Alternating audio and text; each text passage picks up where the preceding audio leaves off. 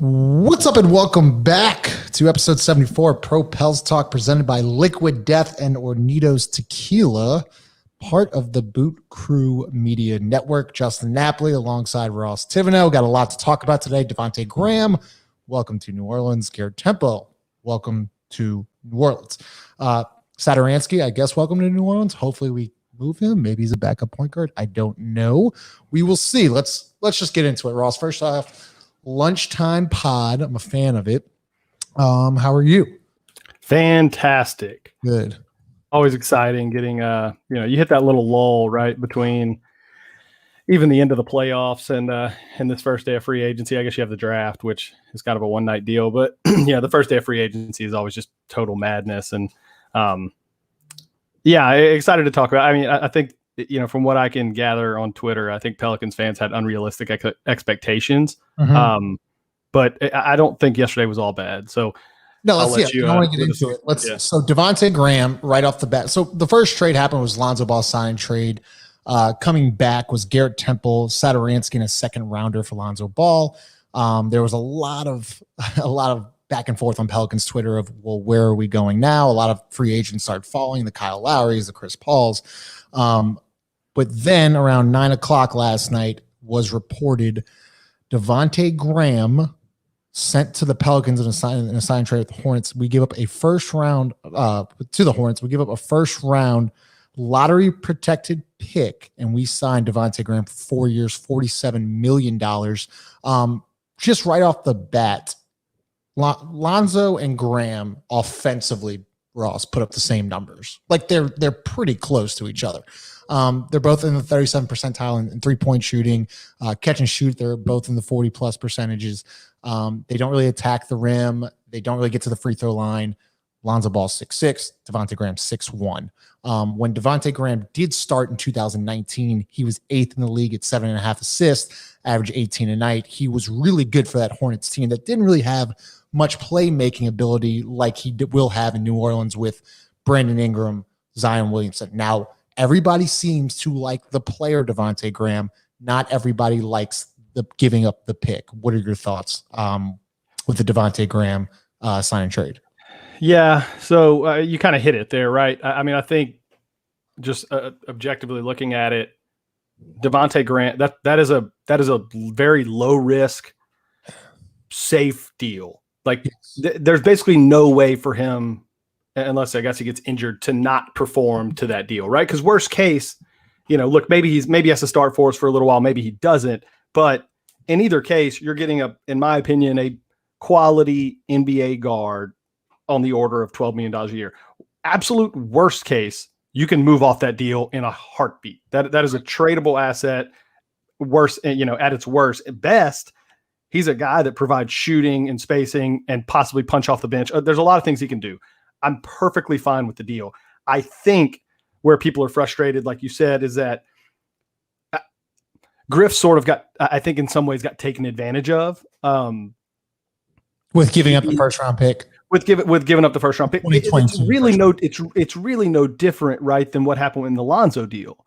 The Bulls called our bluff, right? You have two choices in restricted free agency. Either you match or the threat of matching, right, is how you sort of can work out some of these sign-in trades. Obviously, sometimes it just is beneficial for both teams, but they don't have a ton of incentive, right? The Bulls knew we weren't matching, so they weren't going to give you Kobe White. They weren't going to give you any of the stuff that you might have actually wanted.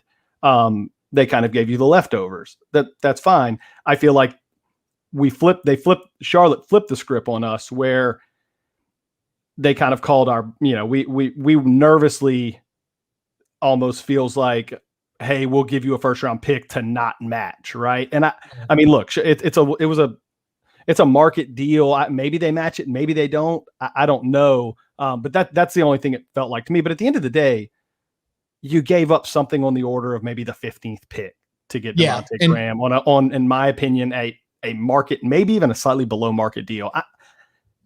I'm fine with it. Yeah, I want to get to Jake Madison's tweet here. So Jake Madison had a really good tweet yesterday. So the Pelicans give up the 2022 Lakers pick in the Memphis trade with JV. They include their 2022 pick in the Devonte Graham trade. That means they cannot trade their 2023 draft pick this season to improve the roster at the trade deadline. That was from Jake Madison last night. That makes sense. I see why some people are kind of mad, but at the same time, to your point, it would have been very easy for the Hornets to match Devonte Graham. 12 million a year. They could have done that. The Pelicans needed a point guard. They needed a playmaker. They needed somebody to replace Lonzo Ball. Now, do we know there's still moves to be made? He could be starting, might come off the bench. I'm interested to see Devonte Graham with Brandon Ingram and Zion Williamson, and even JV as well. I think he's a good point guard. I've watched some film on him. He's a guy that oozes confidence. He kind of reminds me a little bit of Nickeil Alexander-Walker with like shoot to get hot, shoot to stay hot kind of mentality, which I really, really like. But I wanted to bring up the graph that you made for us, Ross, and you compared 4 players here, and we're going to bring it up to everybody tuned in right now. And right here off the bat, here's the grid. Player A, B, C, and D. Ross, I want you to take it from here. Yeah, so really, I mean, and this is just a point of comparison, right? Because some people either don't know a lot about Devonte Graham or don't think he's very good or whatever, right? I mean, he was not a high pick, kind of came out of nowhere, but you just put 4 players, and these are just 4 kind of similar-ish guards. When you start looking at it, there's some minor differences here, but not crazy differences. And the biggest thing that's not on here, right? So player A is Graham. These are last year's per 36 numbers. Okay. So player A is Graham. Player B is Terry Rozier. Player C is Kyle Lowry, and player D is D'Angelo Russell. Well, let's talk about the cost for these numbers. And really the biggest difference here is a couple of points in field goal percentage. And hey, that may go up playing with Zion Williamson and Brandon Ingram, where he may get more open looks, right? Terry Rozier is in the $19 million range. Kyle Lowry just got 30. D'Angelo Russell is going to cost $29 million next year. We've got Devonte Graham, who's going to give you similar-ish production at $12 million a year. It's not this. The deal and the player are fine. They're perfectly fine. Look, Devonte Graham is not bringing us to a championship. Let's just put that out there right now. Okay, nobody thought that. This is not the splash move that people wanted. But this is an okay deal. Like, this is an okay move, and this is an okay player. It's perfectly fine. It's nothing that we didn't overpay for, like we're used to doing. I was in a big argument. I was in a big argument with somebody earlier who was all upset and everything. Is the team today better than the team was 2 weeks ago? Yes, 100%. Unquestionably, right? Unquestionably, they're absolutely better, and that's why absolutely a better team. If you went into free agency thinking that we had a chance to get Kyle Lowry or one of these other guys, I almost feel bad for you because you allowed yourself to believe something that was never going to happen. Right. It was those guys don't come to places like this. And I'm not saying that New Orleans is not a desirable place. I'm saying that we haven't made the playoffs. We're not a good team at this point. We've had 3 coaches in 3 years. Like, this is not a stable situation. This is not a historic winner. This is not a place that has veterans, the people that can get other people to come here. Oh, and we're not necessarily willing to overpay for a mid-level free agent. Like, we weren't going to get those guys. You're working on the periphery this year. And if we're going to do something big, it's going to happen in the trade market. So, and I want to get to that. Go ahead. Let's get to that mark. Now, Schmidt, who I think has been doing a great job the past 2 days. I think Schmidt has been really, really good. Had a tweet here today. He's talked to 2 cap guys about the Rashawn Holmes deal, and he's saying it's not technically legal, right? So the Kings have either future moves pending or there was a misreport or something like that. So to his second tweet, he says future moves pending would have to create just over 12 million cap space. So maybe dumping Bagley and or trading Buddy Hield. Now we all know that the Lakers were pretty close to landing Buddy Hield, and then they flip-flopped and went to Russell Westbrook. Ross, do you think that Buddy Hield is possibly a get for this team? Because he makes sense. He's a knockdown shooter. He obviously was drafted by this franchise a couple years ago, then shipped off of the Boogie Cousins deal. People say Buddy Hield, people say Malcolm Brogdon. What do you got? Look, between those 2 players, I want Brogdon like 10 times over. Okay, I think Brogdon is just a wholly better player than Buddy Hield. That's just my opinion. I think he's a much better defender. He's a much more committed team defender. He's more versatile on the offensive end. Malcolm Brogdon, in my opinion, is a much better player than Buddy Hield.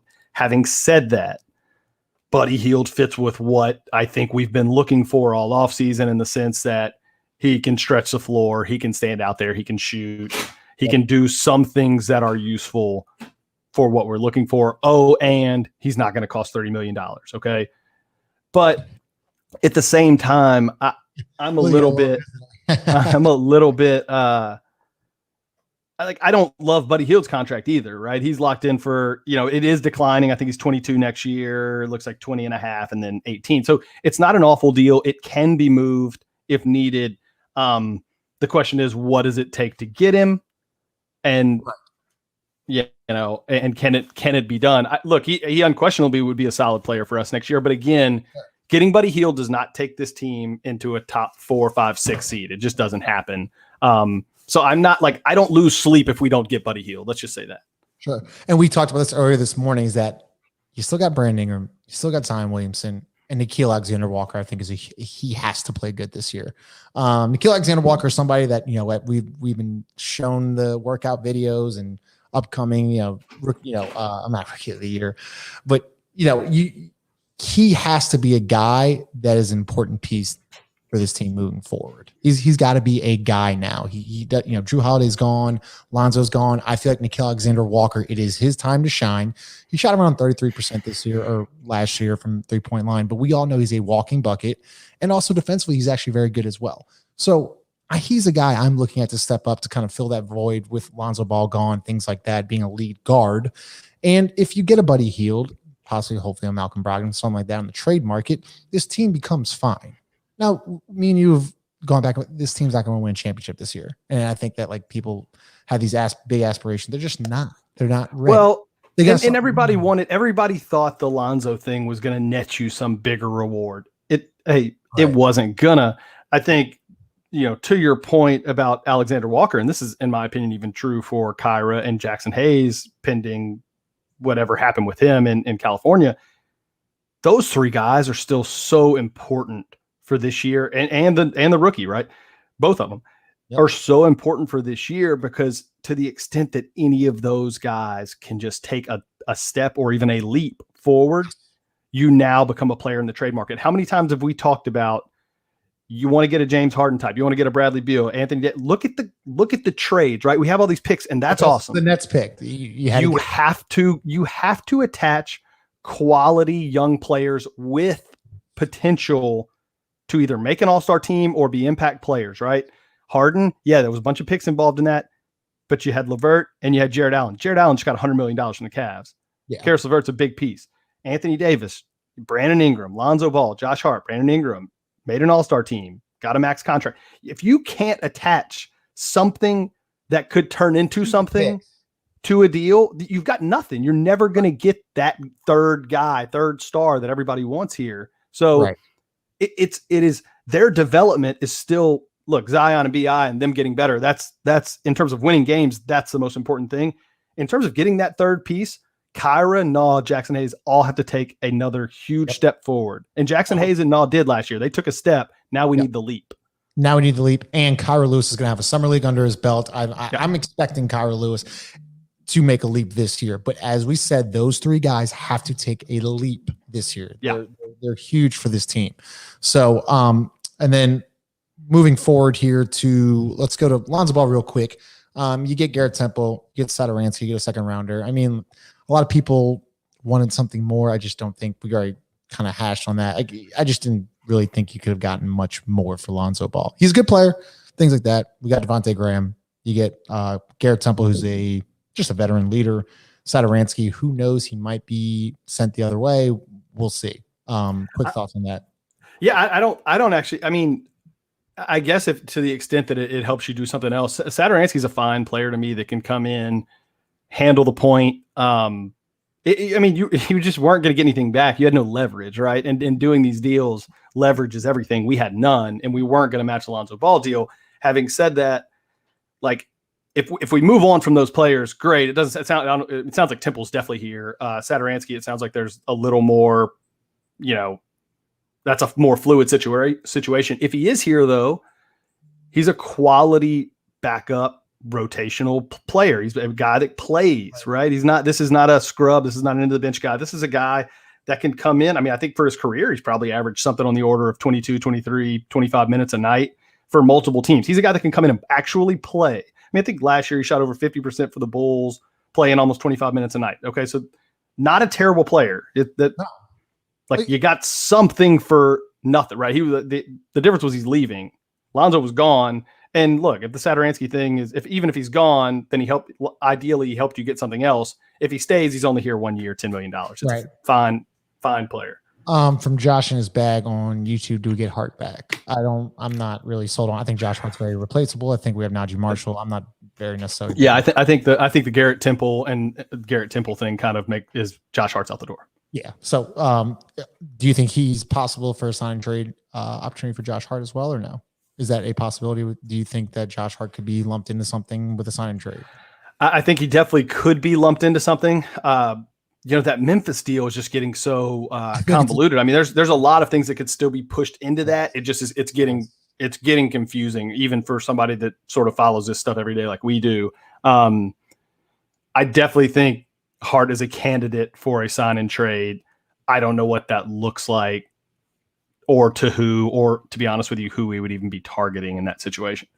Yeah. But I don't think he's back here. I'll say that. Yeah. I mean, he hustles. He's a fine player. I just don't need to overpay for Josh Hart.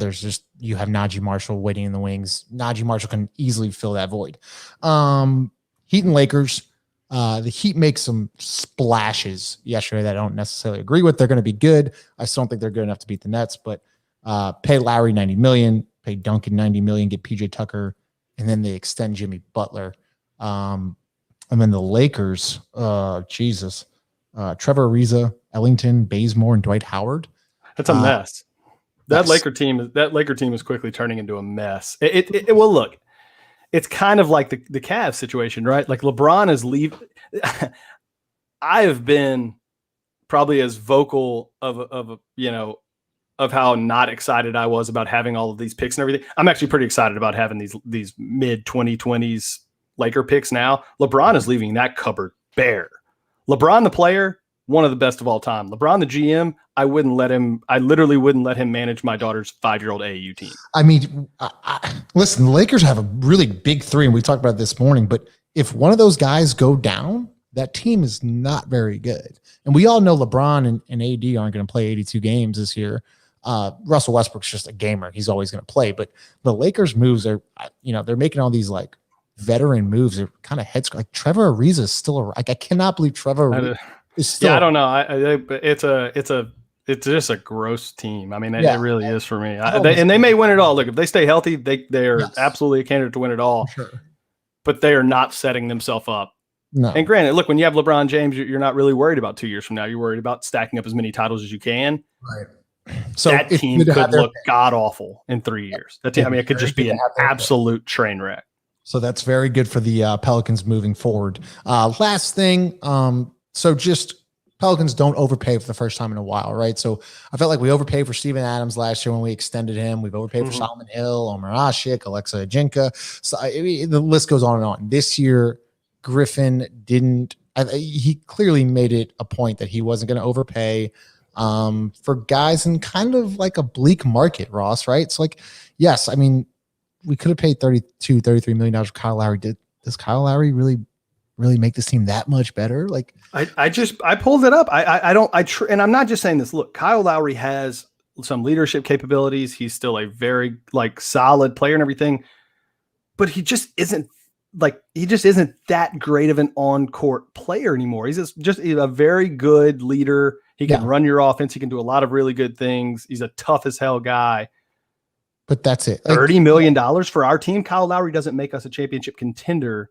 I don't like that. Money is best left either split amongst multiple guys that can make the team better, given to younger guys that can grow with us, or kept around on 1-year deal type players, stuff that you can move off of in the event that somebody that is integral to the future or could be integral to the future comes available for a trade. Yes. Let me cut you off here. So Devonte Graham's player A, player B is Terry Rozier, player C is Lowry, and D is D'Angelo Russell. So there you go. I mean, Kyle Lowry, player C. Basically, all of those guys make at least double or triple what Devonte Graham makes. I mean, it's a great deal. I understand we get a first rounder and things like that, but like, it's a good deal.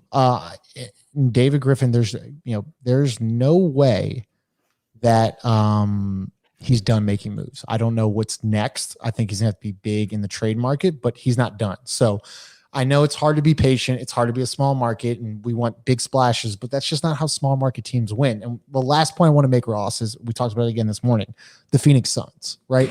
They had Devin Booker, they had DeAndre Ayton, Mikal Bridges, right? Then they traded for Chris Paul, right? Everyone forgets that they traded for Chris Paul.